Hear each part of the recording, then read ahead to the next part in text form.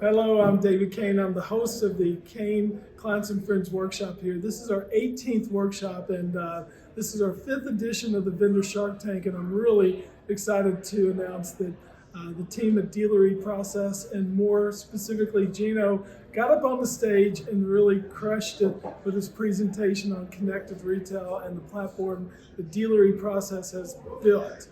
Gino, tell us a little bit about that, why the platform really came of age, and why you feel like the dealers really connected with it. Yeah, I think we just had a long history of websites not being truly personalized to the consumer experience, which has caused all sorts of issues when you look at how people interact with the site. So having the system that can really give the customer what they're looking for right out of the gate is really revolutionary, very important. I think that's what resonated with the dealers. Yeah, I think for sure. And when I think about it, depending on whether I'm interested in technology, if I'm interested in pricing, when I go back to the website, it's going to be designed specifically for my own path and my own journey. So congratulations. Thank you very much. To the whole team at Dealer eProcess. Thanks for joining us.